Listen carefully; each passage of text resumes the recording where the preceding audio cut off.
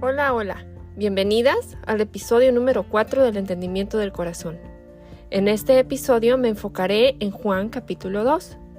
Los dos eventos principales de este capítulo son las bodas de Caná de Galilea, donde Jesús convierte el agua en vino, y la limpieza del templo.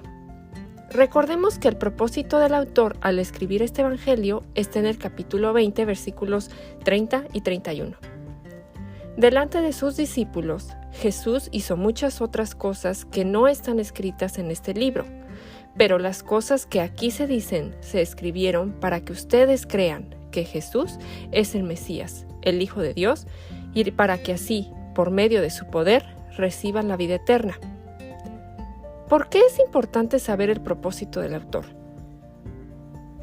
Si nos detuviéramos y nos hiciéramos esa pregunta clave cada vez que comenzamos a interpretar un pasaje de la Escritura, estaríamos protegidos de muchas ideas descabelladas e interpretaciones raras y erróneas. El primer objetivo de la interpretación de cualquier escritura es determinar el significado previsto del autor. Este es un principio fundamental de la hermenéutica o interpretación. El autor de toda la escritura, por supuesto, es Dios.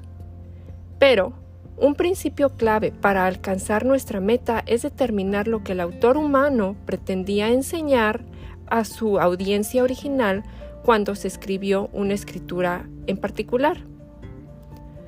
Cuando determinamos la respuesta a la pregunta ¿qué pretendía enseñar el autor? ¿O cuál era la intención del autor? Podremos resolver más fácilmente preguntas sobre las escrituras que, a primera vista, podrían parecer inconsistencias. Hacer esta pregunta también comprobará nuestros deseos naturales de imponer nuestras propias ideas egoístas al texto, lo cual se llama eisegesis. Conocer la intención del autor nos protegerá de caer en interpretaciones falsas de las Sagradas Escrituras. Ok, empecemos. Hubo una boda en Caná y la madre de Jesús estaba allí. Es interesante notar que se habla de María como de la madre de Jesús. El Salvador no era famoso porque era el hijo de la Virgen María, pero ella era bien conocida porque era la madre de nuestro Señor. Las Escrituras siempre dan el lugar preeminente a Cristo y no a María.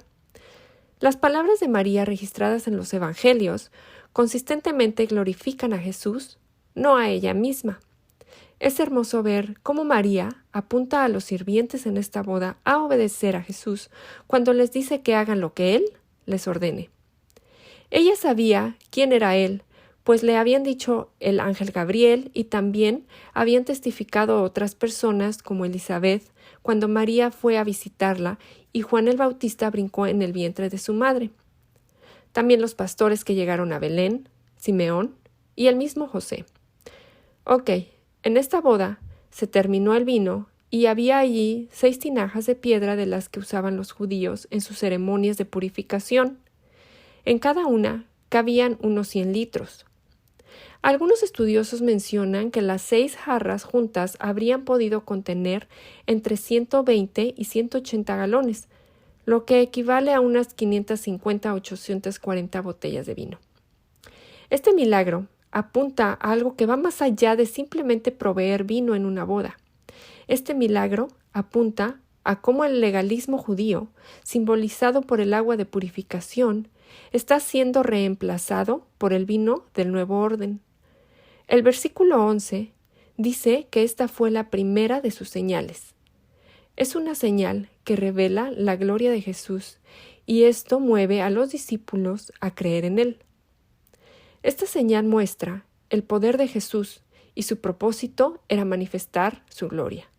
Este milagro constataba su autoridad divina.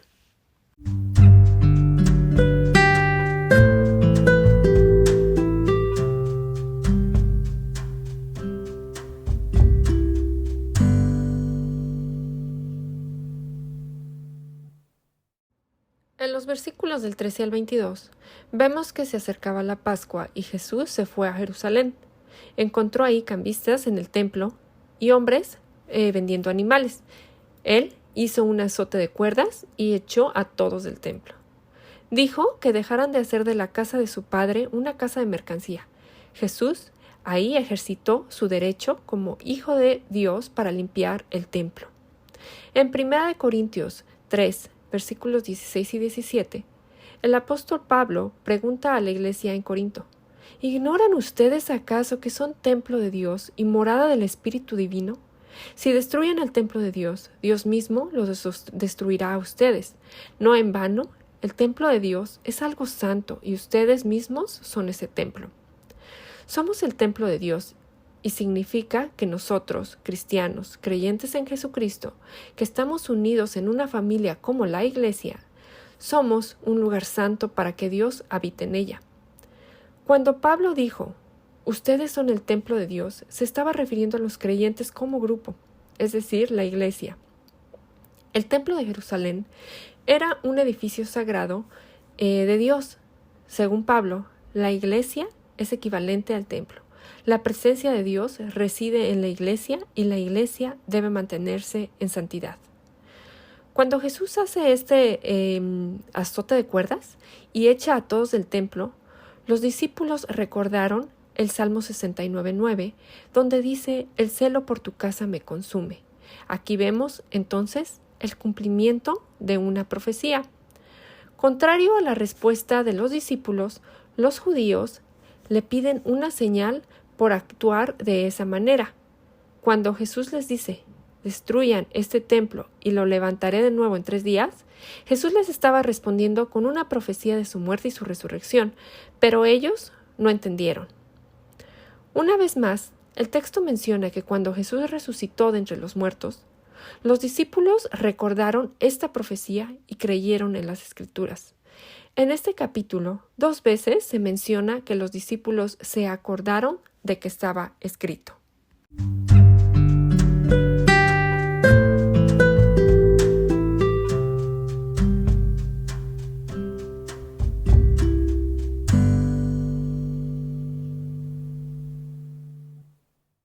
En los versículos del 23 al 25, dice que mientras estaban en Jerusalén, en la fiesta de la Pascua, muchos creyeron en su nombre al ver las señales, pero que Jesús no les creía, porque los conocía a todos. Él conocía el interior del ser humano. Estas personas vieron las señales, pero no confiaron en Jesús para salvación. Digamos que para ellos fue como presenciar un espectáculo, pero no pudieron percibir a lo que las señales apuntaban, es decir, a la deidad de Cristo. Amiga, ¿tú crees? Si Jesús viera tu corazón y lo hace, ¿ve fe o incredulidad? ¿Te pareces más a los discípulos o a los judíos? ¿Pasas tiempo en las Escrituras? Recuerda que es ahí donde Dios ha decidido revelarse. John MacArthur menciona que Juan el autor escribió los versículos del 13 al 25 donde Jesús limpió el templo para reafirmar el tema de que Jesús es el Mesías y el Hijo de Dios. Juan destacó 3 atributos que confirman la deidad de Cristo. Número 1, su pasión por la reverencia hacia Dios. Número 2, su poder de resurrección. Y número 3, su percepción de la realidad. Eso es en los versículos 23 al 25. Amiga, deseamos que esta serie sea de bendición. En el entendimiento del corazón oramos que los ojos de tu corazón sean abiertos para que puedas entender la esperanza segura en Cristo Jesús. Paz y gracia sean a ti. Nos vemos en el próximo episodio.